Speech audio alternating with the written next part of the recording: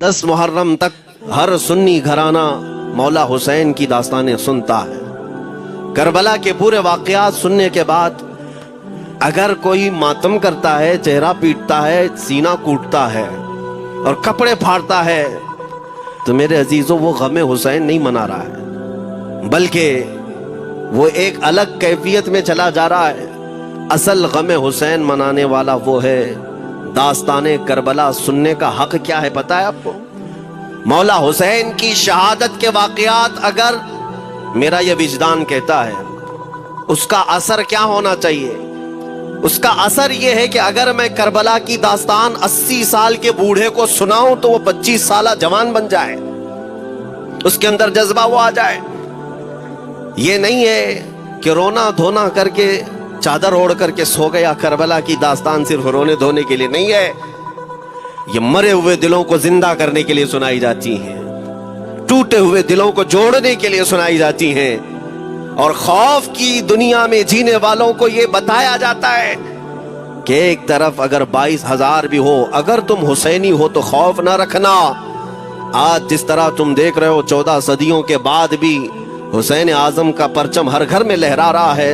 अगर तुम यजीदी ताकतों के साथ आज खड़े रहोगे, मौला कल भी तुम्हारे नाम को कभी मरने नहीं देगा। तुम्हारा नाम, तुम्हारा परचम मौला रब तबारक व तआला हुसैन आजम के साथ जिंदा रखेगा।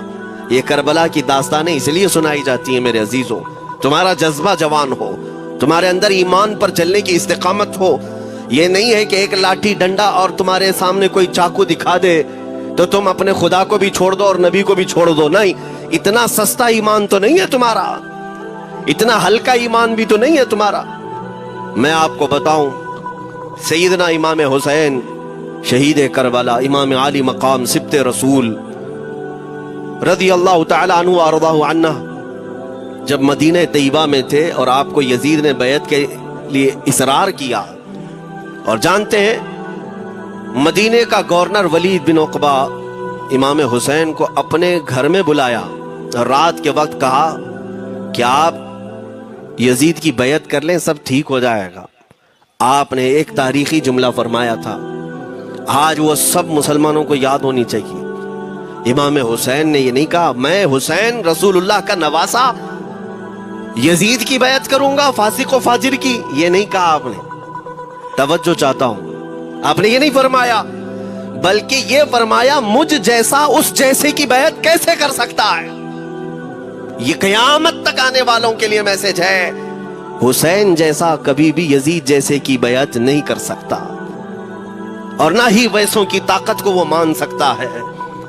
और अल्हम्दुलिल्लाह हमारी माओं ने बचपन से हमें हुसैन को ही सुनाया है, यजीद को नहीं। इसलिए आज अगर किसी तख्त पर यजीद बैठा हो तो हमें डर नहीं लगता इस बात का कि वो गर्दन उड़ा देगा, हमें इस बात का खौफ नहीं लगता कि फांसी पर चढ़ा देगा। हमें इस बात का यकीन है कि अगर हमारे टुकड़े भी हो जाएंगे तो इंशाअल्लाह हमारी रूहें करबला जरूर पहुंचेंगी, इमाम हुसैन के साथ क़यामत के दिन उठाए जाएंगे, हक बात करते हुए अगर दुनिया से जाएं। अजीज़ान गिराम वक़ार, मैं तारीख की चंद झलकियां आपके सामने रखूंगा। मुझे हुक्म भी हुआ है, बहुत जल्दी वक्त खत्म हो जाएगा, समेटना है। मैं चंद मिसालें आपके सामने रखता हूं। ताकत किसे कहते हैं, क़ुव्वत किसे कहते हैं? जिम में जाकर बॉडी बनाने वाला ताकतवर है, काजू बादाम खाने वाला ताकतवर है, मुक्के मारने वाला ताकतवर है। कौन है ताकतवर? ताकत किसे कहते हैं मेरे अजीजों? असल ताकत तो ये है कि तुम इस्तेमाल अपने हाथ पैर कुछ भी ना करो, लेकिन खलबली दूसरों में मची रहे।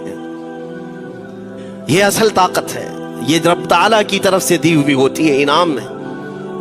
वरना आप सोच सकते हैं कि हुसैन आजम के साथ जो लोग आए थे वो कुल काफिला कितना था। अलग अलग रिवायतें, इमाम हुसैन के साथ 135 लोग थे, बाज रिवायात में है 96 थे, 96 लोग थे, बाज रिवायत में 82 थे।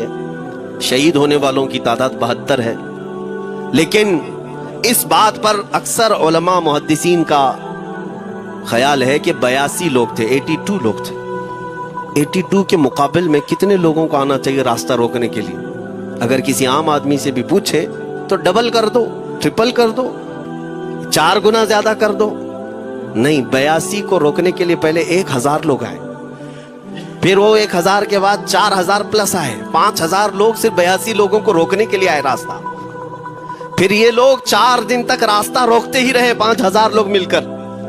10ویں محرم ہونے سے پہلے پھر تقریباً 16000 لوگ آئے، یعنی تقریباً پورے ٹوٹل ملا کر 22000 کے قریب، 21000 سم تھنگ کچھ. 22000 کی فوج کیا معنی رکھتی ہے؟ کس کو روکنے کے لیے؟ 82 لوگوں کو. اسی سے سمجھ میں آتا ہے اصل طاقت کسے کہتے ہیں. طاقت اسی کو کہتے ہیں کہ ادھر 3 دن کے بھوکے اور پیاسے ہیں، ان کے خیموں میں ساز و سامان بھی نہیں، جنگ کے اسباب بھی نہیں، اور وہ جنگ کی نیت سے بھی نہیں گئے. اس کے باوجود 22000 کے سینوں میں جو کھلبلی مچی ہے، دنیا اسی کو سمجھ نہیں پا رہی ہے. اگر دنیا یہ سمجھتی ہے کوانٹیٹی کا نام طاقت ہے تو ہم اس کو رد کرتے نہیں، کوالٹی کا نام طاقت ہے. ایمان یہ اصل طاقت ہے. اور ایک تاریخی بات میں آپ کے سامنے رکھتا ہوں. امام حسین کا راستہ روکنے کے لیے سب سے پہلے یزید کی فوج سے جو شخص آیا تھا اس کو حر بن یزید کہتے ہیں. حر بن یزید الریاعی 1000 کا لشکر لے کر کے یہ امام حسین کا راستہ روکنے آئے. 2 دن تک ادھر ادھر گھماتے رہا، اور جب نمازیں ہوتی رہی امام حسین مصلی امامت پر ہیں اور یہ یزیدی اقتدا بھی کر رہے ہیں. ہر جماعت امام حسین کے پیچھے ہو رہی ہے. لیکن میں آپ کو بتاتا ہوں 10ویں محرم سے پہلے امام حسین نے خطبہ دیا اور یزیدیوں سے کہا کیا تم میری حیثیت کو نہیں جانتے؟ میں فاطمہ زہرا کا بیٹا ہوں، حیدر کرار کا نور نظر ہوں، رسول اللہ کا نواسا ہوں. میری نسبتیں کیا تمہیں نہیں معلوم؟ تم میرے خون سے اپنے ہاتھوں کو نہ رنگو. میں تمہارے پاس آپشن رکھتا ہوں، میں اس راستے سے اپنے واپس مدینے کی طرف جاتا ہوں، یا کسی ساحل کی طرف، یا دمشق جاؤں گا. جنگ کرنا نہیں چاہتا تم سے. یہ 3 آپشن جب امام حسین نے رکھا تو یزیدیوں نے ایک کو بھی قبول نہیں کیا. وہ جنگ کرنا ہی چاہتے تھے، امام حسین کے خون کے ساتھ کھیلنا ہی چاہتے تھے. لیکن جو حر بن یزید ہے، توجہ چاہتا ہوں، جو خود امام حسین کا راستہ روکنے کے لیے آیا، اس کے دل میں یہ بات آئی اور اس نے آ کر کے 10ویں محرم کو یزیدیوں سے کہا میاں مان لو حسین کی بات، 3 میں سے کوئی ایک بات مان لو، ہم جنگ نہیں کرنا چاہتے، وہ رسول اللہ کے بیٹے ہی تو ہیں.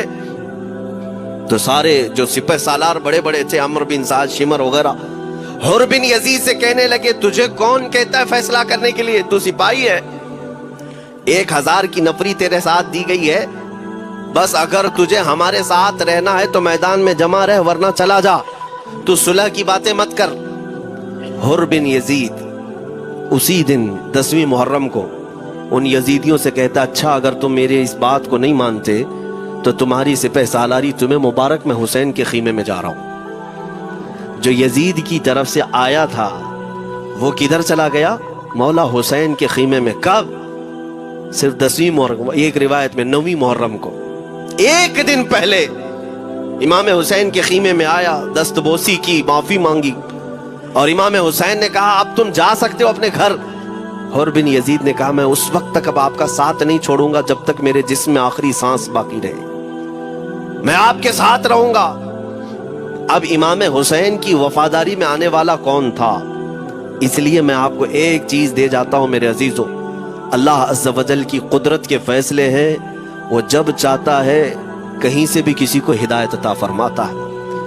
وہ باطل قوتوں کے موجود پلنے والا بچہ بھی کبھی رب تبارک و تعالی ہدایت دیتا ہے، اسے عالم بناتا ہے، اور کبھی کعبے کی چھاؤں میں پلنے والے کو مولا ابو جہل بھی بناتا ہے، گمراہ کر دیتا ہے. حر بن یزید مولا حسین کے پاس آ گئے. جو بات مجھے کہنی ہے اس کے لیے مجھے اتنا واقعہ بیان کرنا پڑا ہے. میں اصل پوائنٹ کی طرف آتا ہوں، کیوں میں یہ بیان کر رہا ہوں. جب 10ویں محرم کو جنگ شروع ہوئی، عمرو بن سعد نے تیر چلایا، تو جانتے ہیں خیمہ حسین کی طرف سے سب سے پہلے میدان میں اترنے والا یہی حر بن یزید ہی، یہی اترے اپنے گھوڑے پر سوار ہو کر انہی یزیدیوں سے لڑنے کے لیے جن کی فوج میں یہ آئے تھے، ان کے مقابل میں لڑنے کے لیے گئے. اور جب لڑنے کی ابتدا ہوئی صبح سے دوپہر کے قریب تک وہ لڑتے رہے، زوال تک. اب جو بات کہنا ہے توجہ سے سنو. حر بن یزید نے صبح سے لڑائی کی، بہتوں نے وہاں پر میدان جنگ میں مقابلہ آرائیاں کی ہیں، لیکن حر بن یزید کی جو لڑائی ہے وہ تاریخ میں لکھی ہوئی ہے آج. انہوں نے یزیدیوں کے ساتھ جو جنگ کیا، کئی گھنٹے جنگ کرنے کے بعد جانتے ہیں تنہا حر بن یزید نے 120 یزیدیوں کو قتل کیا. 120 کی تعداد، ایک گھوڑ سوار ایک ہی ہے، 120 کو مار گرایا. اس کے بعد جام شہادت نوش کیا. میں تاریخ پڑھ رہا تھا، وہیں پر ہم نے کتاب کو روک دی. بہت سارے لوگ کربلا کے واقعات میں امام حسین کے خاندان کے بچوں کے شہادت تو بیان کرتے ہیں، ان کے جسم کٹ گئے، ان کے اوپر گھوڑے دوڑائے گئے، لیکن تم یہ نہیں جانتے کہ حسینی شہزادوں نے باطل قوتوں کے کیسے چھکے چھڑائے تھے. ایک ایک جوان نے مقابل میں آنے والوں کو ان کی اوقات کیسے یاد دلائی تھی. اب سنو، حر بن یزید 120 کو مار گرا سکتے ہیں، وہ بھی ایک دن پہلے خیمہ حسین میں آنے والا. ایک دن پہلے خیمہ حسین میں آنے والا. بات سمجھ میں آ رہی ہے؟ ابھی جو ایک دن پہلے خیمہ حسین میں آ جائے اس کی طاقت کا حال یہ ہے، جو پیدائشی حسینی ہو اس کی طاقت کا حال کیا ہو. میرے عزیزوں، طاقت کسے کہتے یہ سمجھو. یہ اور بات ہے کہ لوگوں کو اپنی ہی اوقات معلوم نہیں، اپنی حیثیت معلوم نہیں ہے.